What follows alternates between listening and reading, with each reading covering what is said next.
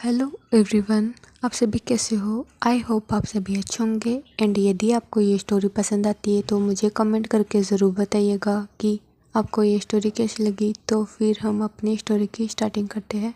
जहाँ पे हमने पिछले पार्ट में देखा था कि 4 दिन के बाद में वांगजी अपने कॉलेज में आता है और कॉलेज में आने के बाद वांगजी सीधा अपने क्लासरूम में जाता है। जहाँ जाने के बाद वांगजी देखता है कि निया और डिन दोनों पास में बैठे हैं और हंस हंस के बातें करे। एंड इन दोनों को ऐसे हंसते हुए देख के वांगजी को बुरा लगता है। फिर वांगजी कुछ भी ज़्यादा नहीं बोलता एंड फिर वो चुपचाप जाके अपनी सीट पर जाके बैठ जाता है। जहाँ पे सभी का ध्यान वांगजी की तरफ जाता है तो सभी अपनी सीट से उठ जाते हैं और वांगजी के पास आके खड़े हो जाते हैं। एंड डिन आके वांगजी के साइड में बैठ जाता है। फिर डिन वांगजी का हाथ पकड़ लेते हैं एंड वांगजी के फोrehead को एंड वांगजी के नेक को टच करने लगता है एंड उसको चेक करने लगता है, जहाँ पे वांगजी भी देख रहा था। फिर डिन कहता है कि तुम्हारी तबीयत ठीक है ना वांगजी, जहाँ पे वांगजी अपने हाथ को छुड़ा लेता है और कहता है कि हाँ मेरी तबीयत ठीक है। जहाँ पे डिन कहता है कि तुमने मेरा फ़ोन क्यों नहीं उठाया था, जहाँ पे वांगजी कहता है कि मेरी तबीयत ठीक नहीं थी एंड मेरा मन भी नहीं था किसी से बात करने का। जहाँ पे डिन कहता है कि मैं तुम्हारे घर पे भी आया था एंड ऐसे करके वो बहुत कुछ बोलता है। जहाँ पे वांगजी ज़्यादा कुछ जवाब नहीं देता और कहता है कि मेरी तबीयत ख़राब थी एंड इसलिए मेरा किसी से बात करने का मन नहीं था। एंड ये बोलकर वांगजी फिर चुप हो जाता है। जहाँ पे डिन देखता है कि वांगजी थोड़ा सा अजीब बिहेव कर रहा है एंड वांगजी ने कैसे उसके हाथों से अपने हाथ को छुड़ाया था, ये भी डिन को थोड़ा अजीब लगा था। जहाँ पे निया भी देख रही थी। फिर निया कहती कि वांगजी तुम उस दिन पार्टी में नहीं आए थे। जहाँ पे वांगजी निया को देखता है और कहता कि उसी दिन मेरी तबीयत ख़राब हो गई थी इसलिए नहीं आ पाया, सॉरी निया, मैं तो तुमको इन्फॉर्म भी नहीं कर पाया। जहाँ पे निया कहती कि कोई बात नहीं। और ये यही उतनी बातें होती है जहाँ पे कुछ समय बाद में टीचर आ जाते हैं। फिर टीचर उनकी क्लास लेने स्टार्ट कर देते हैं और ऐसे ही उनकी क्लासेस चल रही थी। जहाँ पे ऐसे करते करते लंच टाइम हो जाता है। जहाँ पे जाने के बाद सभी अपना कैफेटेरिया में अपना लंच करते हैं एंड लंच करने के बाद सभी देख रहे थे कि वांगजी अपनी काफ़ी साइलेंट हो गए एंड वांगजी खाना खाने में ध्यान दे रहा है, ना कि किसी की बातों में एंड ना ही कुछ रिस्पॉन्स कर रहा है। जहाँ पे सभी को थोड़ा अजीब लगता है क्योंकि वांगजी बातें कर रहा था एंड चेयरफुल पर्सन था। जहाँ पे सभी देख रहे थे वांगजी को और वो सोच रहे थे कि क्या ये ज़्यादा बीमार हो गया क्या, इसलिए क्या ये ऐसा बिहेव कर रहा है। यही सोच के सभी चुप हो जाते और ज़्यादा कुछ भी नहीं सोचते। फिर उनका ऐसे करके लंच टाइम भी ओवर हो जाता है और लंच टाइम के ओवर होने के बाद सभी अपने क्लासरूम में चले जाते हैं एंड ऐसे करके उनके कॉलेज भी ओवर हो जाते हैं। जहाँ पे वांगजी सीधा ही जाता है एंड वो किसी से फिर से बातें नहीं करता और सभी को अवॉइड करता है। जहाँ पे डिन को थोड़ा अजीब लगता है एंड निया को भी। जहाँ पे सभी देख रहे थे और कहते कि क्या वांगजी का सच में तबीयत ख़राब है इसलिए ऐसा बिहेव कर रहा है। जहाँ पे कहते कि हो सकता है, जहाँ पे कहते कि थोड़ा टाइम देना चाहिए हमको, इसको क्या पता ये ठीक हो जाए। यही सोच के सभी वांगजी को टाइम देने की सोचती है। जहाँ पे वांगजी सीधा ही अपनी कार में चला जाता है एंड बैठ जाता है। फिर वो अपने घर पे आ जाता है एंड घर पे आने के बाद फिर वो अपनी स्टडी करता है एंड अपने गवा से बातें करता है। जहाँ पे लेंजन भी वांगजी का बिहेवियर थोड़ा सा अजीब फील करते हैं एंड वांगजी पहले की तरह चेयरफुल नहीं था। यही वांगजी को नोटिस कर रहा था लेंजन। फिर वो लेंजन कुछ भी नहीं बोलता एंड फिर वांगजी कहते हैं कि ओके काका मैं अपनी स्टडी करूँगा, ये बोलकर फ़ोन कट कर देता है। जहाँ पे वांगजी अपनी स्टडी करता है एंड ऐसे करके इनके दिन बीत रहे थे। जहाँ पे वांगजी डेली कॉलेज जाता था और कॉलेज में जाने के बाद वो चुप रहता था एंड ज़्यादा किसी से बातें नहीं करता था। हाँ ये ऐसा कुछ हुआ था एंड ऐसे ही बोलता था और सभी देख पा रहे थे कि वांगजी का बिहेवियर कितना अजीब हो गया है। और वांगजी डिन को और निया को सभी को अवॉइड करता था और इससे डिन काफ़ी हर्ट भी होता था। जहाँ पे डिन फिर लास्ट में क्योंकि 4 से 5 दिन हो गए थे तो डिन को गुस्सा आ जाता और फिर वो डिन वांगजी को कहता कि वांगजी रुको। जहाँ पे वांगजी अपने घर से आया था तो डिन ने उसको बीच रास्ते में रोक लिया था। जहाँ पे वांगजी दिखता और कहता कि क्या हुआ डिन। जहाँ पे डिन कहता कि मुझे तुमसे बात करनी है। जहाँ पे वांगजी कहता कि अभी हमारी क्लास स्टार्ट होने वाली है तो हम बाद में बातें करेंगे। जहाँ पे डिन कहता कि नहीं मुझे अभी बातें करनी है। जहाँ पे ये बोलकर डिन वांगजी का हाथ पकड़ लेता है और वांगजी का हाथ पकड़ने के बाद फिर डिन वांगजी को सीधा ही टेरेस पे लेके जाते हैं एंड टेरेस पे लाने के बाद वांगजी के साथ में खुद को टेरेस के ऊपर लॉक कर लेता है, यानी कि टेरेस का डोर बंद कर लेता है एंड उसको लॉक कर लेता है। जहाँ पे वांगजी देख पा रहा था। फिर वांगजी कहता है कि क्या करो डिन एंड ये टाइम हमारी क्लास का है ना कि यहाँ रहने का एंड बात तो हम बाद में भी कर लेंगे। जहाँ पे वांगजी ये बोलकर यानी कि टेरेस के डोर को ओपन करने लगता है। जहाँ पे डिन वांगजी का हाथ पकड़ लेता है और वो उसको पीछे कर देता है। जहाँ पे डिन देखता और कहता कि क्या हुआ वांगजी, तुम मुझे बताओगे या नहीं एंड क्या चल रहा है तुम्हारे दिमाग में, क्या मैंने कुछ कर दिया, तुम मुझे ऐसे अवॉइड क्यों कर रहे हो एंड पहले तो तुम ऐसा कुछ भी नहीं करते थे। जहाँ पे वांगजी देखता और कहते कि कुछ भी नहीं किया, मैं बस मेरा मन नहीं है एंड मैं बीमार था इसलिए मेरा मन नहीं करता किसी से बात करने का। जहाँ पे डिन कहते कि मैं समझ रहा हूँ तुम्हारा मन है या नहीं, क्या तुम क्या मुझसे ब्रेकअप करना चाहते हो, या फिर कोई तुमको पसंद आ गया है, या क्या तुमको कोई मुझसे और भी ज़्यादा अच्छा लड़का यानी कि अल्फ़ा मिल चुका है। यही दिन बोलता है जहाँ पे वांगजी देख रहा था और कहता कि ऐसी फालतू की बातें करना बंद करो एंड मुझे कोई भी नहीं मिला। जहाँ पे दिन कहता कि तो फिर ऐसा क्यों कर रहे हो तुम, हाँ, और तुमको मैं कितने दिनों से नोटिस करूँ, माना तुम्हारी तबीयत ठीक नहीं थी, लेकिन इसका मतलब ये नहीं कि तुम मुझे हमेशा अवॉइड करो एंड ना ही तो तुम मेरे मैसेज का रिप्लाई करते हो, ना ही मेरे कॉल का रिप्लाई करते हो, और जब मैं तुम्हारे घर पे आता हूँ तो तुम मुझे अंदर भी नहीं आने देते एंड यहाँ पे आते हो तो तुम मुझे अवॉइड करते रहते हो।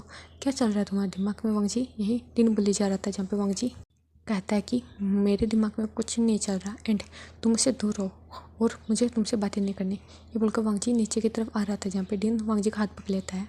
फिर डिन कहते कि मुझे रीज़न बता दो, फिर मैं तुम्हें जाने दूंगा वांगजी। जहाँ पे वांगजी कहते कि क्या रीज़न चाहिए तुम, हाँ मुझे नहीं चाहिए एंड मुझे तुमसे कोई रिश्ता भी नहीं रखना।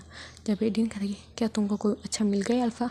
ये बोलते हुए डिन को थोड़ा सा डर लग रहा था एंड उसकी आंखें भी नम हो गई थी जहाँ पे वांगजी देख पा रहा था। फिर वांगजी अपनी आँख को बंद करता है एंड फिर वो एक घड़ी सी ब्रीथ लेता है। फिर कहता है हाँ मिल चुका है, तुमसे बेस्ट है एंड तुमसे बेहतर है। तुम्हारी तरीके एकदम मजाकिया नहीं है, वो काफ़ी अच्छा है, ठीक है। एंड अब मुझे तुमसे कोई भी रिलेशन नहीं रखना और तुम मुझसे दूर रहोगे, ठीक है डीन, एंड तुम मेरा पीछा नहीं करोगे। ये बोलकर वांगजी अपने हाथ को छुड़ाता है और फिर वो टेरेस के डोर को ओपन कर लेता है एंड वहाँ से निकल गया था जहाँ पे निया खड़ी थी वांगजी के सामने। तो वांगजी निया को देखते और कहते कि उसे संभालो जाके एंड उसको कह देना कि मुझसे दूर रहे और मुझे उससे कोई भी रिश्ता नहीं रखना। ये बोलकर वांगजी वहाँ से चला जाता है जहाँ पे वांगजी की आंखों में भी आंसू आ रहे थे। जहाँ पे निया सुन रही थी एंड निया को बुरा भी लग रहा था एंड अच्छा भी लग रहा था। जहाँ पे निया जाती है सीधा ही डीन को हक कर लेती है और कहती है रो मत डीन, एंड क्योंकि डीन रोने लगा था और डीन अपने घुटनों के बल बैठा हुआ था जहाँ पे निया ने उसको हक कर लिया था। जहाँ पे डीन कहता कि क्या क्या उसको सच में कोई मिल गया एंड ऐसे कैसे हो सकता है, क्या क्या क्या मैंने ही गलती कर दी क्या। जहाँ पे निया कहती कि यदि मुझे लगता है कि वो गुस्से में इसलिए उसने ऐसा कुछ बोल दिया होगा। जहाँ पे डीन कहती कि वो गुस्से में तो कुछ भी बोलेगा क्या। यही डीन बोले जा रहा था एंड रोए जा रहा था जहाँ पे उसको कंसोल करती है निया। फिर वांगजी जाता है एंड वो सीधा ही क्लासरूम में ना जाके वो सीधा अपनी कार में जाके बैठ जाता है एंड वो सीधा अपने घर की तरफ निकल गया था। जहाँ पे वांगजी भी हटता है एंड वांगजी को अभी भी याद आ रहा था। जहाँ पे वांगजी को अभी भी याद आ रहा था कि निया और डीन कैसे किस कर रहे थे एंड वांगजी देख पा रहा था निया की आंखों में डीन के लिए प्यार और डीन कैसे निया के साथ में कितना कंफर्टेबल होकर बात करता है जितना वांगजी के साथ में भी नहीं करता एंड ये सोच के वांगजी को बुरा लग रहा था और वांगजी से होता कि डीन के लिए निया ही सबसे बेस्ट ऑप्शन है। यही बोलकर वांगजी रोने लगा था। फिर वांगजी जाता अपने रूम में और वो जाके बेड पे लेट जाता एंड रोने लगता है एंड ऐसे करके ये से 2 से 3 दिन बीत गए थे। जहाँ पे वांगजी फिर से डीन को अवॉइड करने लगा था एंड डीन उसको मनाने लगा था कि सॉरी मुझे माफ़ कर दो, मैंने ऐसा कुछ बोला एंड तुम मुझे बताओ क्या क्या रीज़न है। यही बोल रहा था डीन और वांगजी उसको अवॉइड किया जा रहा था। जहाँ पे वांगजी ने कहा कि मुझे तुमसे कोई भी रिश्ता नहीं रखना एंड तुम मुझसे दूर हो। ये बोल के वांगजी फिर अपने काम में ध्यान देने लगता है यानी कि अपनी स्टडी में ध्यान देने लगता है। और ऐसे करके 10 से 15 दिन बीत गए थे जहाँ पे डीन ने वांगजी को काफ़ी परेशान कर लिया था। इसलिए वांगजी ने अपनी एडमिशन को दूसरे कॉलेज में करवा लिया था और वांगजी नहीं चाहता था कि वो डीन के आसपास रहे। जहाँ पे वांगजी ने अपने एडमिशन का करा लिया था जहाँ पे डीन को इससे भी बहुत ही हर्ट हुआ था। जहाँ पे दूसरी साइड डीन धीरे धीरे करके ड्रिंक करने लगा था एंड हमेशा ड्रिंक के नशे में रहता था जिसके कारण डीन की फैमिली को भी काफ़ी परेशानी होती थी एंड यानी कि हमारी निया को भी काफ़ी परेशानी होती थी। बट वांगजी समझता था कि निया उसको संभाल लेगी तो वांगजी ज़्यादा केयर नहीं करता एंड वांगजी अपनी स्टडी पर ध्यान देने लगता है। और वांगजी के अच्छे मार्क्स होने के कारण उसको आसानी से दूसरे कॉलेज में एडमिशन भी मिल जाता है और ऐसे करके वांगजी अपने कॉलेज में जाता था। फिर वांगजी एक दिन अपने रूम में बैठा हुआ था तो अचानक ही वांगजी के रूम का डोर नॉक होता है। जहाँ पे वांगजी देखता है और कहता है कि कम इन। जहाँ पे फिर से रूम का डोर नॉक होता है जहाँ पे वांगजी देखता कि आ जाओ अंदर। जहाँ पे वांगजी देखता कि कोई भी अंदर नहीं आ रहा तो वांगजी थोड़ा सा फ्रस्ट्रेट हो जाता है क्योंकि रूम के डोर को फिर से नॉक करने लगा था वो पर्सन। फिर वांगजी डोर को ओपन करता और कहता कि क्या हो गया, अंदर नहीं आ सकते हो आप। जहाँ पे वांगजी को थोड़ा सा गुस्सा आ गया था। जहाँ पे वांगजी देखता है कि उसके सिचन गगा यानी कि उसके अंकल के बेटे वो सामने खड़े हैं तो वांगजी खुश हो जाते एंड सिचन गगा को हक कर लेते हैं और उसको हक करने के बाद वांगजी कहते कि गगा आप हो गया। जहाँ पे सिचन भी स्माइल करते हैं और कहते कि ओहो मेरे लिटिल लाइन को तो काफ़ी गुस्सा आता है एंड तुम तो पूरे के पूरे लैंचन पे गए हो। जहाँ पे वांगजी स्माइल करते और कहते कि काका आप कब आए थे। जहाँ पे शीचेन काका कहते कि मैं 2 दिन पहले आया था एंड मेरी मीटिंग फिनिश हो गई थी और मैं सोचा कि मैं तुमसे मिलता जाऊँ एंड तुम्हारे साथ मैं 1-2 दिन रहूँ यहाँ पे, क्योंकि मुझे तुम्हारे साथ टाइम स्पेंड करना था। इसलिए जब भी वांगजी स्माइल करता और फिर वो शीचेन काका को हाथ पकड़ते हुए अपने रूम में लेके आते हैं और रूम में लाने के बाद वो अपने काका को बिठा देते हैं जहाँ पे वांगजी भी बैठ गया था एंड शीचेन से ऐसे बातें कर रहा था। जहाँ पे शीचेन से वांगजी कहते कि लेंसन काका कैसे है और आप कैसे आए थे एंड आपने यहाँ पे आने का कैसे सोचा वगैरह वगैरह, ऐसे कुछ बातें चल रही थी जहाँ पे शीचेन सब कुछ आंसर दे रहे थे। फिर लास्ट में शीचेन कहते कि कल मैं तुम्हारे साथ में घूमना चाहता हूँ एंड मुझे काफ़ी समय हो गया चाइना में घूम आते हुए एंड मैं काफ़ी समय बाद में आया हूँ, तो क्या तुम मेरे साथ में घूमने चलोगे। जब भी वांगजी कहते कि हाँ ऑफ कोर्स, क्योंकि कल संडे है तो मैं आपके साथ में चलूँगा काका। जहाँ पे शीचेन भी खुश हो जाते। फिर शीचेन वांगजी से काफ़ी समय तक बातें करते। फिर वो उसके रूम से आ जाते हैं जहाँ पे ऐसे करके इवनिंग का टाइम हो गया था जहाँ पे वांगजी के डैड भी आ गए थे और जहाँ पे शीचेन भी अपने अंकल से मिलता है और फिर वो सभी आपस में मिलके अपना साथ में डिनर करते हैं एंड डिनर करने के बाद फिर वो अपने रूम में जाके सो जाते हैं और ऐसे करके नेक्स्ट मॉर्निंग हो जाती है जहाँ पे वांगजी उठता फ्रेश होता है। फिर शीचेन भी अपने जो डेली के रूटीन थे वो करते हैं एंड अपना ब्रेकफास्ट करके वो दोनों घर से निकल गए थे अपने फादर को एंड अपने अंकल को इन्फॉर्म करके कि वो घूमने जा रहे हैं। जहाँ पे लेन कुरियन भी स्माइल करते हुए कहते कि तुम दोनों अच्छे से इंजॉय करना। जहाँ पे वांगजी और शीचेन दोनों ही वहाँ से निकल गए थे एंड दोनों ही अच्छे से घूमते हैं। जहाँ पे वांगजी अपने काका को सब कुछ बताता है एंड कौन सी जगह है घूमने के लायक सब कुछ बताते एंड कितना चेंज हुआ था वो सब कुछ वांगजी बता रहा था एंड ऐसे करके उनका दिन ये बीत जाता है। फिर हमें इवनिंग का टाइम दिखाया जाता है जहाँ पे शीचेन एक रेस्टोरेंट के सामने अपनी कार को पार्क करते हैं और वांगजी की तरफ देखते हैं। जहाँ पे वांगजी भी स्माइल करते हुए उतर जाता है कार से और बाद में शीचेन भी अपनी कार से उतर गए थे क्योंकि उन्होंने गाड़ी को पार्क कर दिया था पार्किंग एरिया में। फिर वो दोनों अंदर आते हैं एंड अपने डिनर को एंजॉय करने लगते हैं। जहाँ पे कुछ समय तक वो अपने डिनर को खाने के बाद एंड फिनिश करने के बाद फिर वो डिशेस मंगाते एंड फिर वो अच्छे से स्वीट खाने के बाद फिर वो वहाँ से निकल गए थे पैक करके और वो बाद में दोनों ही रेस्टोरेंट के बाहर आ जाते हैं। जहाँ पे आने के बाद वांगजी काफ़ी खुश था एंड शीचेन कहता कि तुमने काफ़ी इन्जॉय किया ना वांगजी। जहाँ पे वांगजी कहता कि मैंने बहुत ही इन्जॉय किया। ये बोलकर वो शीचेन को हक कर लेता और कहता कि आप आते रहिएगा एंड हम ऐसे ही घूमते रहेंगे ओके। जहाँ पे शीचेन स्माइल करते एंड वांगजी की पीठ को रब करते एंड उसके सर को सहलाने लगते हैं और कहते कि मैं कोशिश करूँगा यहाँ पे फिर से आने की। जहाँ पे वांगजी अपने हाथ को ब्रेक करता है एंड अपने काका को हाथ को अच्छे से पकड़ लेता है और फिर वो कार की तरफ जाने लगते हैं स्माइल करते हुए। इन दोनों बातें कर रहे थे और ये सब कुछ दूर से 2 पर्सन देख रहे थे। उनमें से एक तो निया थी और दूसरा डीन था। और जब डीन ने वांगजी के साथ में किसी अल्फ़ा को देखा तो उसका दिमाग ख़राब हो गया था एंड डीन अभी थोड़ा सा ड्रंक भी था क्योंकि निया ने उसको अभी बाहर से लेके आई थी। और निया और डीन फिर खाना खाने की सोचते हैं। जहाँ पे निया डीन को खाना खिलाने के लिए एंड उसका मूड लाइट करने के लिए यहाँ पे लेके आई थी, लेकिन यहाँ पे उल्टा हो गया था और डीन का दिमाग तो और भी ज़्यादा ख़राब हो गया था। जहाँ पे डीन फिर ज़्यादा कुछ भी नहीं सोचता, फिर वो जाता है निया के हाथों से अपनी कार की की को लेता है एंड फिर उसको छीन के वहाँ से चला गया था अपनी कार में बैठ के। जहाँ पे निया दिख रही थी एंड निया फिर कैब ड्राइवर को रोकती है और उस कैब में जाके बैठ जाती और फिर कहती कि इस कार का पीछा करो अब। जहाँ पे निया डीन का ही पीछा कर रही थी और डीन कहते कि सच में दूसरा अल्फा मिल गया एंड यही रीज़न था और तुमने मुझे धोखा दिया एंड यही बोलकर डीन बोले जा रहा था और कहते कि मैंने क्या गलती की थी। नहीं मैंने नहीं की थी, तुमने की थी एंड तुमको कभी मुझे प्यार ही नहीं हुआ। ऐसे ही वो बोले जा रहा था एंड अपनी कार को फास्टली स्पीड में दौड़ा रहा था। जहाँ पे डीन ऐसे बिना सुध बुध के कार चला रहा था। जहाँ पे डीन ऐसे कार चलाते चलाते उसकी कार को अचानक ही उसका टायर पंचर हो जाता है एंड डीन की कार 2 से 3 बार राउंड होती है एंड वो पलटी मार जाती है एंड डीन फिर सीधा होके यानी कि कार सीधी हो जाती है तो डीन भी वहीं पे हो जाता है सीधा और डीन के सर पे चोट लगी हुई थी। और ये सब कुछ निया ने देखा था। जहाँ पे निया तो अपनी जगह पे ही जम गई थी। जहाँ पे जब कार ड्राइवर देखता है कि एक्सीडेंट हो गया तो वो अपनी कार को रोक देता है। जहाँ पे निया फिर कुछ समय बाद में अपने सेंसेस में आते फिर वो उस कार के डोर को ओपन करती है एंड वहाँ से निकल गए थे और वो चिल्ला रही थी डीन करके एंड वो डीन को देखती है। जहाँ पे डीन के सर पे खून आ रहा था। जहाँ पे निया फिर अपने फ़ोन को मिलाती है एंड एम्बुलेंस को बुलाती है। जहाँ पे कुछ समय बाद में एम्बुलेंस आ जाती है। फिर डीन को वो हॉस्पिटल में लेके जाती है और निया सबको इन्फॉर्म कर देती है। जहाँ पे डीन की गगा एंड डीन के मदर फादर दोनों ही आ गए थे और डिन के सर का ऑपरेशन होने वाला था क्योंकि डिन के सर पे चोट लगी थी, जहाँ पे निया काफ़ी चिंता में थी एंड डिन का भाई भी काफ़ी स्ट्रेट था एंड वो भी फिर निया से कहता कि ये सब कैसे कैसे हो सकता है, जहाँ पे निया रोते रोते सब कुछ बता देती है, जहाँ पे डिन के गगा यानी कि डैरेन को काफ़ी गुस्सा आता है और वो कहते कि मैं उस ओमेगा को नहीं छोड़ूंगा, उसकी वजह से मेरे भाई की ये हालत हुई, यदि इसको कुछ हुआ ना तो मैं उस ओमेगा की हालत ख़राब कर दूंगा।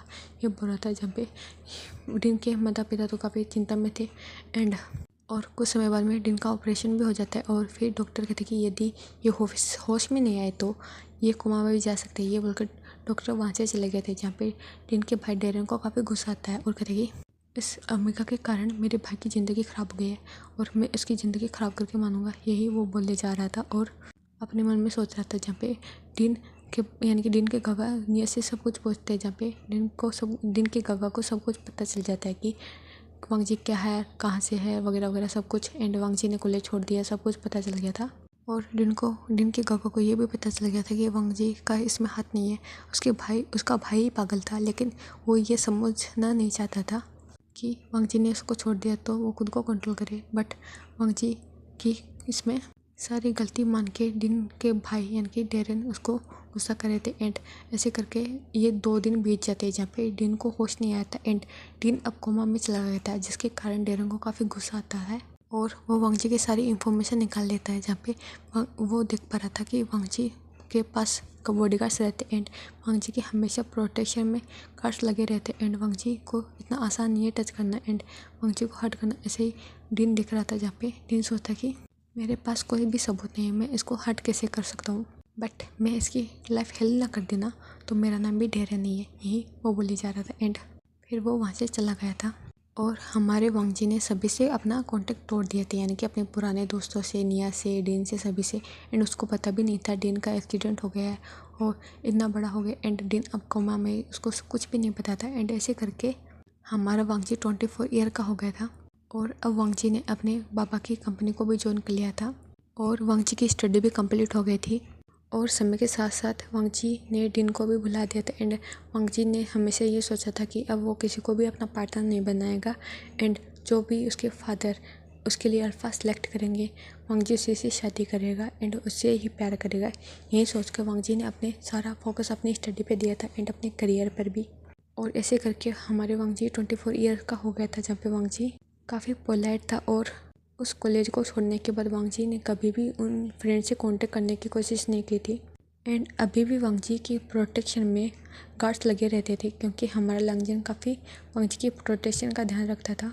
और ऐसे करके इनके दिन ऐसे बीत गए थे, जहाँ पे हमें एक मॉर्निंग का सीन दिखाया जाता है, जहाँ पे हमें वांग जी का रूम का सीन दिखाया जाता है, जहाँ पे वांग जी अपने ऑफिस के लिए रेडी हो रहा था एंड रेडी होने के बाद वांग जी फिर नीचे जाता है, जहाँ पे वांग जी के फादर बैठे हुए थे, जहाँ पे वांग जी यानी अपने बाबा को गुड मॉर्निंग विश करता है, जहाँ पे यानी कि लेनकुरेन भी उसको गुड मॉर्निंग बोलते हैं। फिर वो दोनों अपना ब्रेकफास्ट करते हैं एंड ब्रेकफास्ट करने के बाद वांग जी कहते कि बाबा जो कल मीटिंग थी वो एकदम परफेक्ट गई है एंड हमें वो प्रोजेक्ट मिल चुका है, जहाँ पे गगा यानी कि उसके बाबा भी काफ़ी खुश होते हैं और कहते कि हाँ मुझे पता है कि मेरा बेटा कितना इंटेलिजेंट है एंड वो इस डील को ले ही लेगा, यही बोल के वो इस्तेमाल करते हैं, जहाँ पे वांग जी भी हैप्पी होता है। फिर वांग जी एंड उसके बाबा दोनों अपना ब्रेकफास्ट करते हैं। ब्रेकफास्ट करने के बाद फिर वो अपने ऑफिस के लिए निकल गए थे एंड वहाँ पे जाने के बाद वांग जी सीधा अपने केबिन में जाके बैठ जाते हैं, जहाँ पे वांग जी की असिस्टेंट आती है एंड वांग जी को सारा शेड्यूल बता देती है कि उनको कब क्या करना है एंड कितनी मीटिंग है, क्या क्या क्या काम हो चुका है, वगैरह वगैरह सब कुछ वो बता देती है, जहाँ पे वांग जी सब कुछ सुन रहा था। फिर वांग जी कहते हैं ओके तुम जा सकते हो, जहाँ पे वांग जी ये बोलकर अपने यानी कि अपने लैपटॉप पे काम करने लगता है, जहाँ पे वांग जी ऐसे अपने लैपटॉप पे काम कर रहा था एंड वांग जी का दिन ऐसे ही बीत जाता है, जहाँ पे वांग जी 2 से 3 मीटिंग करता है। मीटिंग करने के बाद फिर वो अपने काम में लग जाता है एंड वांग जी अपना लंच करता है एंड अपने बाबा से भी बातें करता है। और ऐसे करके इवनिंग का टाइम हो गया था, जहाँ पे वांग जी अपने घर जाता है एंड वो काफ़ी थक गया था। फिर वांग जी फ्रेश होने के बाद फिर वो देखता है कि उसका फ़ोन रिंग कर रहा है, तो वो अपने फ़ोन को उठा लेता है एंड पिक कर लेता है। और वांग जी कहते कि गागा आप क्या कर रहे हो, जहाँ पे दूसरी साइड लेनचन कहते कि तुम क्या कर रहे हो एंड तुम्हारा वक्त कैसे चल रहा है, जहाँ पे वांग जी कहते कि मेरा अच्छा चल रहा है। और आपने ऐसा क्यों किया, आपको पता है आपके कारण पापा अभी भी नाराज़ है आपसे, आप इन सब को छोड़ क्यों नहीं देते, जहाँ पे लेंचा कहते कि वांग जी मैंने कहा था ना इस मैटर में हम बातें नहीं करेंगे एंड तुमको नहीं पता कि मैंने ये सब कुछ क्यों किया। और उनको तो पनिशमेंट देनी बनती थी क्योंकि उनके कारण ही मेरी मॉम को मैंने खो दिया था। और तुमको पता है कि मैंने उनका सारा बिजनेस भी बर्बाद कर दिया है। जहाँ पे वांगजी कहता कि हाँ मुझे पता है काका, आपने अच्छा किया, लेकिन आपने उनकी जान ले ली। जहाँ पे लेनजिन गुस्से में बोलता कि कहता कि क्योंकि उनकी कारण मेरी मॉम की जान गई थी, इसलिए उनकी तो जान जानी बनती है वांगजी। तो मुझे इस बारे में बातें नहीं करनी, और तुमको यदि करनी है तो तुम फ़ोन कट कर सकते हो मेरी लिटिल ब्रदर। जहाँ पे वांगजी कुछ भी नहीं बोलता और कहते कि ओके काका। जहाँ पे वांगजी कहते कि ओ वैसे आपका सब कुछ चल रहा है, ठीक चल रहा है ना आपका ऑफिस। जहाँ पे वांगजी लेंजन कहते कि मेरा अच्छा चल रहा है। एंड बाबा कैसे है, लेंजन ऐसे ही वो दोनों बातें कर रहे थे। जहाँ पे वांगजी सब कुछ बता रहा था कि बाबा की कंडीशन थोड़ी सी सही नहीं है एंड बाबा अभी मेडिसिन पे चल रहे हैं। जहाँ पे लेंजन कहते कि मुझे पता है, बस तुम ज़्यादा ध्यान रखना एंड उनको ज़्यादा चिंता मत करने देना। जहाँ पे वांगजी कहते कि ओके काका। ये बोलकर वांगजी अपने फ़ोन को कट कर देता है। और कॉल को कट करने के बाद फिर वांगजी फ्रेश होने के बाद फिर वो अपने अच्छे से रेडी होता है एंड फिर वो चला जाता है नीचे की ओर, जहाँ पे लेनकुरन बैठे हुए थे। एंड लेनकुरन सोफे पे बैठे हुए थे और वो कॉल पे बातें कर रहे थे। जहाँ पे वांगजी देखता है और वो भी अपने बाबा के पास में जाके बैठ जाता है। जहाँ पे लेनकुरन हंस हंस के बातें कर रहे थे और कहते ओके आप आ जाइएगा, मुझे बहुत खुशी होगी आपके साथ में रिश्ता मजबूत करके हम बिजनेस पार्टनर के साथ साथ अब हम रिश्तेदार भी बनेंगे। जहाँ पे ये बिल्कुल लेनकुरन स्माइल करते, जहाँ पे वांगजी को कुछ भी समझ में नहीं आता। जहाँ पे वांगजी अपने बाबू को देख रहा था, फिर लेनकुरन भी अपने फ़ोन यानी अपनी कॉल को कट कर देते। इन कॉल को कट करने के बाद फिर वो वांगजी की तरफ देखते हैं और फिर वो कहते कि वांगजी कल मेरे फ्रेंड एंड उनका बेटा यहाँ पे आ रहा है तुमको देखने के लिए एंड मुझे बहुत ही अच्छा लगा वो अल्फ़ा तुम्हारे लिए, और वो किसी ओमेगा के तरफ भी नहीं देखता एंड वो हमेशा तुम्हारा ध्यान रखेगा। तो क्या तुम रेडी हो शादी के लिए। जब ये वांगजी जब अपने बाबा की बातें सुनता है तो वो अपने सर को हामी नोट कर देता है, क्योंकि वांगजी ने यही तो सोचा था कि जब उसके बाबा किसी भी अल्फ़ा से शादी करवाएंगे वांगजी उससे कर लेगा। यही सोच कर वांगजी ने हाँ कर दिया था। फिर लेनकुरन भी हैप्पी हो जाती है और कहती है मेरा समझदार बेटा। ये बोलकर वो वांगजी के फोrehead पे किस करता है। फिर कहते कि ओके तो हम अपना डिनर करते हैं। जब पे वांगजी भी स्माइल करता है और वांगजी और लेनकुरन दोनों ही अपना डिनर करते हैं। और डिनर करने के बाद फिर वो अपने रूम में चले जाते हैं, जहाँ पे वांगजी जाके अपने बेड पे लेट गया था और वो सोच रहा था और कह रहा था कि क्या उसकी शादी होगी इतनी जल्दी। या फिर वांगजी ज़्यादा कुछ भी नहीं सोचता और कहते कि वैसे भी बाबा ने जो भी अल्फ़ा सेलेक्ट किया है उसके साथ में करने में क्या ही बुराई एंड अच्छा ही होगा, तभी पापा इतनी तारीफ कर रहे हैं। यही सोचकर वांगजी सो जाता है। फिर हमें नेक्स्ट मॉर्निंग का सीन दिखाया जाता है, जहाँ पे वांगजी अपने ऑफिस के लिए रेडी हो गया था एंड रेडी होने के बाद फिर वो नीचे जाता है जहाँ पे लेनकुरन बैठे हुए थे। जहाँ पे लेनकुरन एंड वांगजी दोनों अपना लंच करते हैं, यानी कि अपना ब्रेकफास्ट करते हैं। जहाँ पे ब्रेकफास्ट होने के बाद फिर लेनकुरन कहते कि तुम लंच टाइम तक यहाँ पे आ जाना, ठीक है, क्योंकि मेरे दोस्त के बेटे एंड मेरा दोस्त दोनों ही आ रहे हैं तुमको देखने के लिए। जहाँ पे वांगजी अपने सर को हामी नोट करता है और कहते कि ओके बाबा मैं आ जाऊँगा। जहाँ पे ये बोलकर वांगजी अपने ऑफिस के लिए निकल गया था और वहाँ जाने के बाद वांगजी जल्दी जल्दी अपना काम करता है। जहाँ पे वांगजी 2 मीटिंग को अटेंड करता है और कुछ काम करने के बाद फिर वो अपनी असिस्टेंट को बोलता है कि बाकी की मीटिंग मैं कल करूँगा एंड सारी मीटिंग कल के लिए शिफ्ट कर देना। ये बोलकर वांगजी फिर अपने ऑफिस बैग को लेता और अपने घर की तरफ निकल गया था। जहाँ पे वांगजी थोड़ा सा पोलाइट था तो सभी वांगजी के साथ में कंफर्टेबल थे और सभी ऑफिस के मेंबर्स वांगजी को एडमायर करते थे कि कितना स्वीट इंसान है एंड कितने अच्छे से बिजनेस को संभाल रहा है। यही सोच के वांगजी को वो काफ़ी एडमायर करते थे एंड वांगजी एक आइडल बिजनेसमैन था उनकी नज़रों में। फिर वांगजी आता अपने घर पे और घर पे आने के बाद वांगजी फिर देखता अपने बाबा की तरफ, जहाँ पे उसके बाबा कहते कि जाओ वांगजी अच्छे से फ्रेश हो एंड फिर फ्रेश होने के बाद तुम नीचे आ जाना, क्योंकि मेरे फ्रेंड्स एंड उसका बेटा आने वाला है। जहाँ पे वांगजी अपने सर को हाँ में नोट करता और वो अपने रूम में चला जाता है एंड वांगजी फ्रेश होता है एंड फ्रेश होने के बाद वो सोचता कि वो क्या कपड़े पहने। जहाँ पे वांगजी फिर ज़्यादा नहीं सोचता एंड ऐसे कोई नॉर्मली कपड़े पहन के वो नीचे आ जाता है, जहाँ पे हमारे वांगजी ने white shirt and white pant पहनी थी। जहाँ पे वांगजी आता है और आने के बाद वांगजी देखता कि ये 2 अल्फ़ा बैठे हैं एंड वांगजी की तरफ उनकी पेट है। तो वांगजी फिर सामने यानी कि घूम के आता है एंड उनके सामने जाके खड़ा हो जाता है। फिर वो अपने अंकल को वो करता है एंड उस अल्फ़ा को भी वो करता है। फिर वांगजी अपने बाबा की तरफ देखता है, जहाँ पे वांगजी के बाबा यानी कि लेनकुरन वांगजी को अपनी तरफ बुलाते हैं और उसको बैठने का इशारा करते हैं। जहाँ पे वांगजी भी कुछ भी नहीं बोलता और वो जाके अपने बाबा के पास जाके बैठ जाता है। फिर लेनकुरन अपने दोस्त विन चांग से को कहते कि ये मेरा बेटा वांगजी है, एक ये ओमेगा है और ये 24 साल का हो चुका है। जहाँ पे वी चांग से वांग जी को देख रहे थे और कह रही तुम्हारा बेटा काफ़ी प्रिटी है, मुझे तो बहुत ही पसंद आया मेरी विंग के लिए। ये बोल के वी चांग से अपनी बेटी की तरफ देख रहा था, जो कि हमारा प्यारा सा विंग है। ओह बिल्कुल भी प्यारा नहीं है, वो एक हैंडसम एंड टॉल अल्फा है। जहाँ पे वी चांग से अपनी बेटी की तरफ देखते और कह रही कि विंग देख लो तुम्हारे फ्यूचर वाइफ को। जहाँ पे विंग देखता है वांग जी को, जहाँ पे वांग जी विंग को देखता है और वांग जी फिर अपने सर को नीचे झुका लेता है और वांग जी सोचता कि ये काफ़ी हैंडसम है और ये काफ़ी जाने माने बिजनेसमैन भी है। ये सोच के वांग जी एक छोटी सी स्माइल करता है।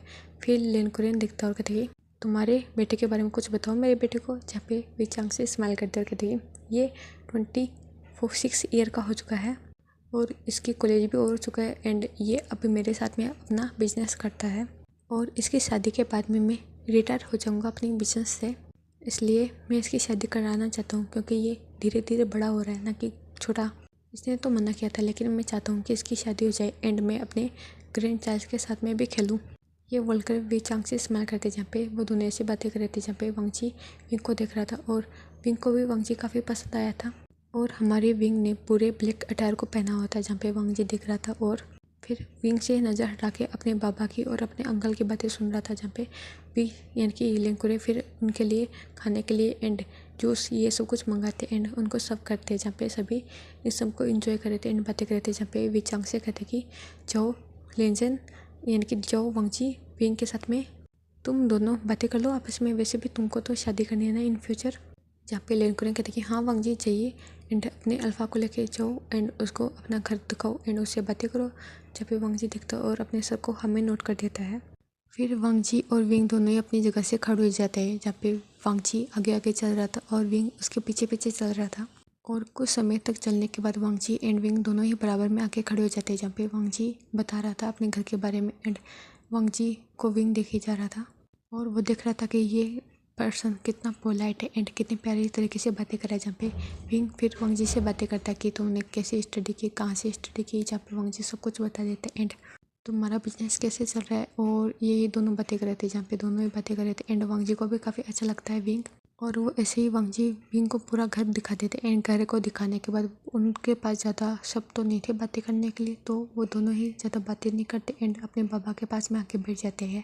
जहाँ पे वी चांग से कहते कि लेंजन यानी कि विंग तुमने बातें कर ली वांग जी से। जहाँ पे विंग अपने सर को हमें नोट करता है और फिर वांग जी से भी लेंकुरे कहते कि क्या तुमको पसंद है विंग। जहाँ पे विंग को वांग जी देखता है और अपने सर को हमें नोट कर देता है और फिर विंग यानी कि विंग के बाबा भी उसको पूछते तो विंग ने भी अपने सर को हमें नोट कर दिया था और विंग कहता कि आप जिसे कहोगे उससे शादी कर लूँगा मैं, मुझे कोई भी दिक्कत नहीं है बाबा। ये बोलकर विंग सीधा ही बैठ जाता है। जहाँ पे विंग को देख के ये कहा जा सकता है कि विंग थोड़ा सा एरोगेंट है एंड वो थोड़ा सा स्ट्रेट फॉरवर्ड है, जो कि मुँह पे बोल देता है कुछ भी और विंग ऐसे बैठा रहता है एंड काफ़ी समय तक उनकी बातें होती है। जहाँ पे फिर वी चांग से कहते कि ओके तो हम जल्दी इनकी इंगेजमेंट की अनाउंसमेंट कर देंगे। जहाँ पे लेंकुरेन कहते कि ओके तो चलते हैं। फिर ये बोलकर वी चांग से यानी कि लेंकुरेन से अपने हैंड को शेक करते एंड वहाँ से विंग को लेके चले गए थे और उनके जाने के बाद लेंकुरेन अपने बेटे यानी कि वांग जी से पूछते हैं और कहते कि क्या तुमको सच में विंग पसंद आया। जहाँ पे वांग जी कहते कि बाबा आपको जो भी पसंद आएगा वो मुझे पसंद आ जाएगा एंड मुझे कोई भी दिक्कत नहीं है। जब पे लेंकुरेन कहते कि यदि कोई है तो बता दो, यदि कोई और अल्फा हो तो तुम मुझे बता सकते हो, यदि तुम किसी को पसंद करते हो तो। जब फिर वांग जी कहते कि मैं किसी को भी नहीं पसंद करता बाबा, आपने जिसे भी मुझे मेरे लिए सेलेक्ट किया है मैं उससे शादी करने के लिए रेडी हूँ। ये बोलकर वांग जी अपने रूम की तरफ निकल गया था। जहाँ पे वांग जी जाता अपने ऑफिस का काम करता है और ऐसे ही ऑफिस का काम करते करते वांग जी को इवनिंग का टाइम हो गया था और इवनिंग के 7 बज गए थे। जहाँ पे वांग जी दिखता है फिर वांग जी अपने फ़ोन को उठाता है एंड फ़ोन को उठाने के बाद फिर वो अपने घर वाले यानी कि लेंजन को कॉल मिला लेता है और कॉल को मिलाने के बाद लेंजन को सब कुछ बता देता है कि वांग जी के लिए एक बाबा ने एक अल्फा ढूंढा है, ऐसा कुछ है, वो सब कुछ बता देता है। जहाँ पे लेंजन कहता कि वो सही तो है ना। जहाँ पे वांग जी कहते कि काका वो अच्छा है, बाबा के फ्रेंड का यानी कि बाबा के फ्रेंड के बेटे है वो, ये वांग जी बताता है और लेंजन कहते कि अच्छी बात है और उसको तो मैं समझा दूंगा यदि वो तुमको हट करने की सोचेगे तो भी। जब भी वांग जी स्माइल करता कहते कि आप भी ना हमेशा ऐसे करते रहते हो, आप मुझे हमेशा कमज़ोर समझते हो क्या। हाँ, जब भी लेंजन कहते कि नहीं समझता नहीं हूँ, लेकिन मैं नहीं चाहता मेरे भाई को कोई भी किसी भी तरीके से प्रॉब्लम का फेस नहीं, यानी कि प्रॉब्लम का सामना करना पड़े। और उनकी यही बातें चल रही थी जहाँ पे कुछ समय बाद में उनका डिनर टाइम हो गया था, जहाँ पे वांगजी अपने बाबा के साथ में अपना डिनर करता है। डिनर करने के बाद वांगजी अपने रूम में आ जाते हैं एंड रूम में आने के बाद वो सो जाता है। और 7 दिन बाद में हमारे वांगजी की इंगेजमेंट का अनाउंसमेंट हो गया था। इससे वांगजी को कोई भी दिक्कत नहीं थी। और दूसरी साइड हमारे विंग की तरफ का सीन दिखाया जाता है, जहाँ पे विंग अपने ऑफिस रूम में बैठा होता और वो अपने ऑफिस रूम में बैठ के अपने लैपटॉप में काम कर रहा था। जहाँ पे कुछ समय बाद में एक लड़की आती है, वो यानी कि विंग के रूम का डोर को ओपन करती है और सीधा ही अंदर आ जाती है। जहाँ पे विंग देखता और कहती है, लिली तुम यहाँ पे क्या कर रही हो? जहाँ पे लिली कहती है, गागा मैं तो आपसे मिलने आई हूँ एंड वैसे भी आपकी इंगेजमेंट होने वाली है तो मैं क्यों नहीं आऊँगी, एंड आपकी इंगेजमेंट तो मुझे आना ही होगा ना। वैसे भी आपने तो मुझे हॉस्टल में भेज दिया है और वहाँ का खाना मुझे बिल्कुल भी नहीं पसंद है। अब मुझे यहाँ पे क्यों नहीं रखते? जब पे विंग देखता और कहते कि तुम चुपचाप यहाँ के बैठो एंड मुझे अपना काम करने दो। जब पे लिली कहती कि नहीं आप काम नहीं करोगे, ये बोलकर वो विंग के लैपटॉप को बंद कर देती है। और विंग के लैपटॉप को बंद करने के बाद लिली देखती है विंग की तरफ और कहती कि मुझे ना आपकी ओमेगा की फ़ोटो देखनी है, मुझे दिखाओ जल्दी से वो कैसे दिखते हैं। जहाँ पे विंग कहते कि मेरे पास नहीं है और तुमको देखनी है तो तुम पापा के पास जाओ। जहाँ पे लिली का फेस तो यानी कि शौक के मारे बड़ा बड़ा हो गया था एंड वो उसका माउथ भी ओपन हो गया था। फिर लिली कहती अच्छा आपका ओमेगा है एंड पापा के पास में फ़ोटो कैसे हो सकती है, आपके पास में होनी चाहिए एंड क्या आप उनसे बातें नहीं करते हो?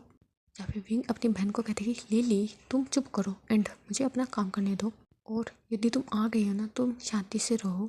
जहाँ पे लिली विंग की कुछ भी सुनती नहीं एंड विंग का हाथ पकड़ के उसको सोफे पे बिठा देती एंड उसके पास में जाके बैठ जाती है और कहती कि मुझे ना आपके गागा यानी कि आपके ओमेगा से बातें करनी है एंड आप मुझे अपने फ़ोन में फ़ोटो दिखाओ, मुझे जल्दी से अपना फ़ोन दीजिए एंड आप तो उनसे बातें करते होंगे, मैं अभी मंगा लेती हूँ एंड मुझे अपना फ़ोन दे। ये बोलकर वो विंग के फ़ोन को चेक करने लगती है, जहाँ पे विंग कहती है मेरे पास उसका नंबर भी नहीं है। जहाँ पे लिली फिर से विंग को घूर घूर के देखती और कहती सच में आप शादी करने वाले हो ना उनके साथ में? क्या आपको इंटरेस्टेड नहीं लगे या क्या वो ब्यूटीफुल नहीं है? क्या आपको वो पसंद नहीं है? जब भी विंग कहती है मुझे पसंद हो चाहे ना हो, मुझे बस शादी करनी है एंड पापा ने बोला है वो अच्छा लड़का है तो मैं कर रहा हूँ। नहीं, मुझे किसी भी ओमेगा में इंटरेस्ट नहीं है, तुम्हें पता है ना लिली। जहाँ पे लिली एक गहरी सी सांस लेती है और कहती है आपका कुछ भी नहीं हो सकता। फिर लिली देखती है विंग का फ़ोन जो कि विंग की टेबल पे पड़ा हुआ था एंड लिली उसको उठा लेती है।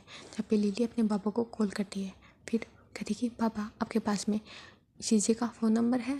जब पे सीजे नहीं शाओजी यानी कि विंग की वाइफ, हाँ, कि आपके पास शाओजी का फ़ोन नंबर है? जहाँ पे विंग के पापा कहते कि हाँ है ना, क्यों तुम्हें चाहिए?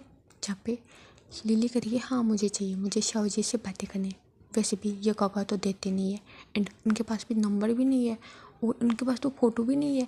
क्या आप ज़बरदस्ती कर रहे हो काका के साथ में? हाँ बाबा। जब पे वी चांग से कहती नहीं मैं तो नहीं करा, मैंने तो उससे पूछा है।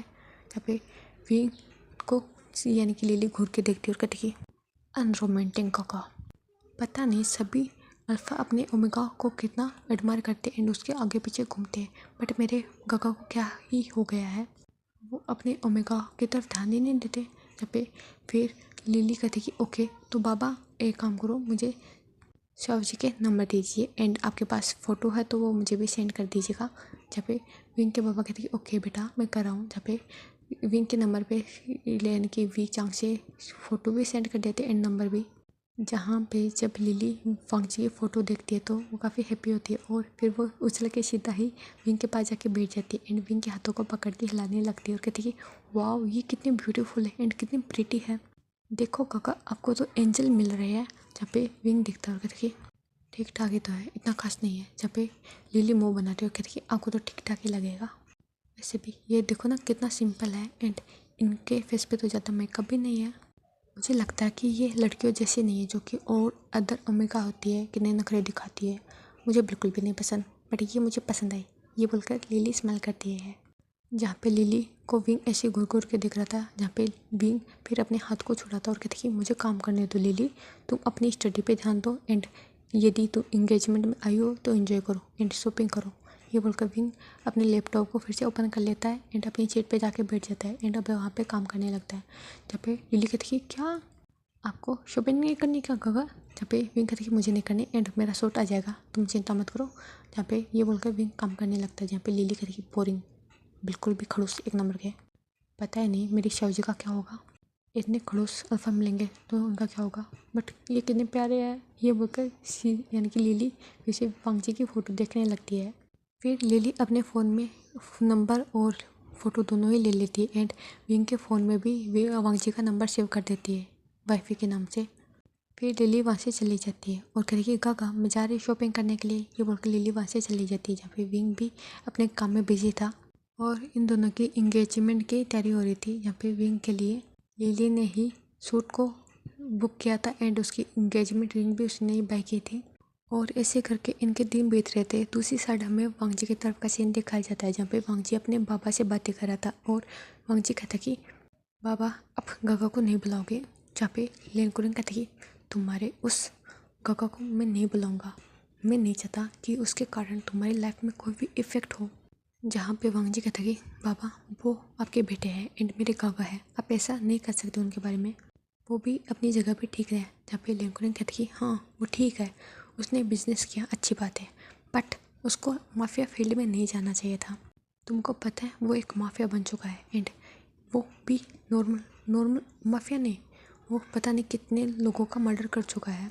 और वो पिछली बार आया था ना चाइना में, तो उसने क्या ही किया था तुम्हें पता है ना वांगजी।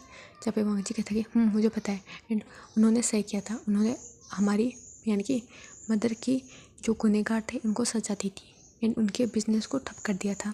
जहाँ पे लेनकुन कहती कि अच्छी बात है उनके बिजनेस को ठप कर दिया था, लेकिन उसको उनको मारना नहीं चाहिए था। जहाँ पे वांगजी कहते कि बट उन्होंने भी तो हमारी मदर को मारा था ना, तो हम क्या करें आप बताइए पापा। बट मैं चाहता हूँ कि इन बातों को आप छोड़ो, मुझे चाहिए कि अब काका को फ़ोन करो एंड उनको यहाँ पे बुलाइए। जब पे लेनकुन कहती कि बिल्कुल भी नहीं, मैं तुम्हारे काका को यहाँ पे नहीं बुलाऊँगा एंड मैं नहीं चाहता उसकी वजह से तुम्हारी लाइफ पे कोई भी इफ़ेक्ट हो। यदि किसी को भी पता चला ना कि मेरा बेटा माफिया है एंड तुम्हारा भाई माफिया है, तो कोई भी अच्छा लड़का तुमसे शादी नहीं करेगा वांगजी। तो मैं नहीं चाहता कि तुम्हारी लाइफ ख़राब हो किसी भी तरीके से। जहाँ पे वांगजी कहते कि बट गागा तो आएंगे ना बाबा। जहाँ पे लेनकुरन कहते कि तुम्हारे गागा नहीं आएंगे और वो आएगा भी ना तो मैं उसको तुम्हारी शादी अटेंड करने ही नहीं दूंगा, ना ही इंगेजमेंट। तो तुम उसको पहले ही समझाते हो कि वो यहाँ पे ना आए, और यदि यहाँ पे आना है तो उसको सारे काम छोड़ने होंगे अपने माफिया वाले, तभी वो यहाँ पे आ सकता है, नहीं तो यहाँ पे वो आ भी नहीं सकता। ये बोलकर लेनकुरन वहाँ से चले जाते हैं। जहाँ पे वांगजी अपने बाबा को देख रहा था और वांगजी एक गहरी सांस लेता है। फिर वांगजी सीधा ही अपने रूम में चला जाता है एंड रूम में जाने के बाद वांगजी सीधा ही अपने बेड पे जाके बैठ जाता है और कहता है कि मैं क्या करूँ, बाबा यहाँ पे जिद करे एंड गागा वहाँ पे। बाबा चाहते कि गागा ये माफिया वाला काम छोड़ दे और गागा मान ही नहीं रहे कि वो छोड़ सकते हैं, वो कभी भी माफिया वाला काम नहीं छोड़ सकते। अब वांगजी ये सोच कर थोड़ा सा टेंस हो रहा था अपने बाबा के लिए एंड अपने गागा के लिए, क्योंकि इन दिनों में इन सालों में वांगजी के बाबा एंड उसके गागा यानी कि लेनजन के बीच में काफ़ी दूरी आ गई थी, क्योंकि लेनकुरन काफ़ी गुस्सा हो गए थे लेनजन से।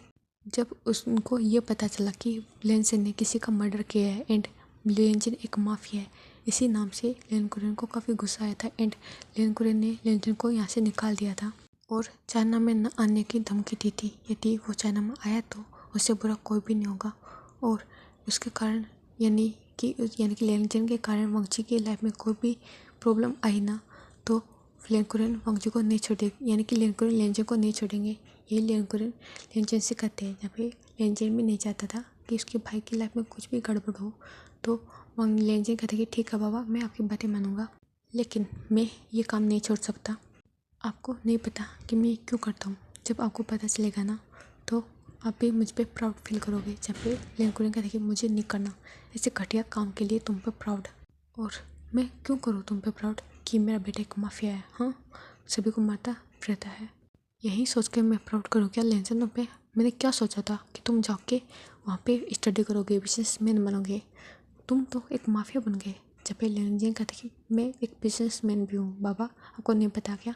जब पे लेनकुरन कहते कि वो तो मुझे दिखाई दे रहा है इन सभी को भी, लेकिन जब तुम्हारा दूसरा चेहरा देखेंगे ना लोग, तो वही बोलेंगे कि मैंने तुम्हारा ध्यान नहीं रखा एंड तुम एक माफिया बन गए हो और इससे हमारी फैमिली पे क्या ही प्रॉब्लम आएगी।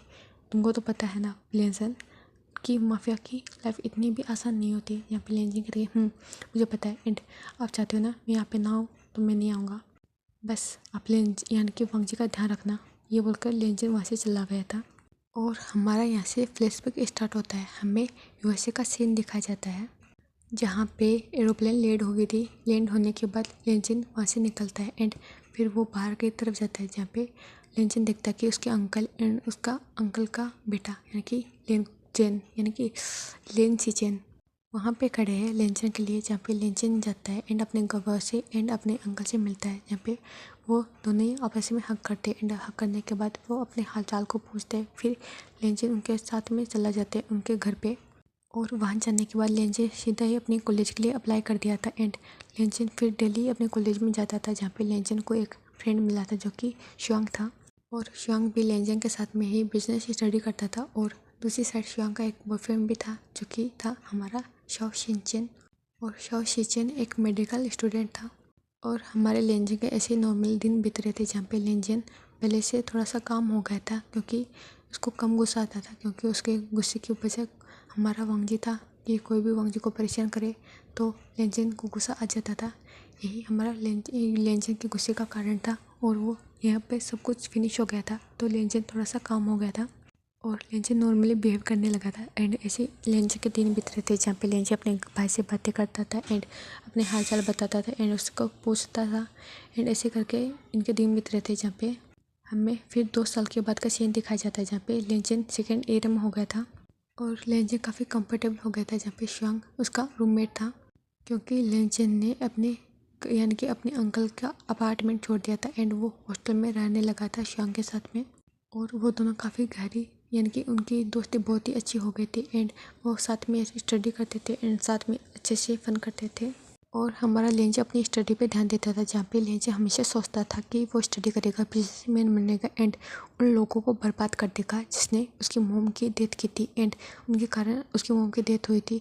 ये सोच के लेंज हमेशा स्टडी करता था जहाँ पे शुआंग लेंजन को उठा के ले जाता था एंड कहता था कि हम इंजॉय करेंगे क्लब चलेंगे एंड पार्टी करेंगे यही सोच के। और यही करते हुए वो पार्टी भी करता था एंड ड्रिंक भी करता था। यहाँ पे हमारे लेंजन को ड्रिंक की आदत पे पड़ गई थी धीरे धीरे करके लेकिन वो ज़्यादा नहीं करता था और हमारे लेंजन का ड्रिंक का लेवल भी बढ़ गया था धीरे धीरे करके। और ऐसे करके हमें एक नाइट का सीन दिखाया जाता है जहाँ पे लेंजन शुआंग के साथ में डिनर यानी कि ड्रिंक कर रहा था एंड वो बार काउंटर पे बैठे हुए थे जहाँ पे शुआंग का यानी कि शुआंग का बॉयफ्रेंड यानी कि शाओ शिनचेन वो भी आया हुआ था एंड वो शुआंग के पास में खड़ा था जहाँ पे वांगजी से वो बातें कर रहे थे एंड वो तीनों ऐसे बातें कर रहे थे जहाँ पे उनकी ड्रिंक होने के बाद फिर शाओ शिनचेन कहता कि हमें काफ़ी लाइट नाइट हो चुकी है तो हम यहाँ से चलते हैं। जहाँ पे वांगजी और शुआंग दोनों कहते कि ओके चलते हैं।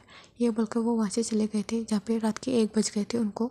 और शाओ शिनचेन देखता कि दोनों ही काफ़ी ड्रंक है तो वो दोनों को ही कहते कि तुम ड्राइव नहीं करोगे। जहाँ पे दोनों कहते कि हम ठीक है एंड हमें कोई भी नशा नहीं होता तुम्हें पता ना। जहाँ पे शुआंग का बॉयफ्रेंड यानी कि शाओ शिनचेन कहता कि हाँ मुझे पता है तुमको नहीं होगा लेकिन मैंने ड्रिंक नहीं की थी तो मैं ही कार ड्राइव करूँगा एंड तुम दोनों आराम से रहो। यहाँ पे ये बोलकर शाओ शिनचेन अपनी कार को ड्राइव करने लगता है एंड वहाँ से चलने लगता है। और कुछ समय दूर चलने के बाद वहाँ पे दो पर्सन आके सीधे उसकी कार से टकरा जाते हैं जहाँ पे शुआंग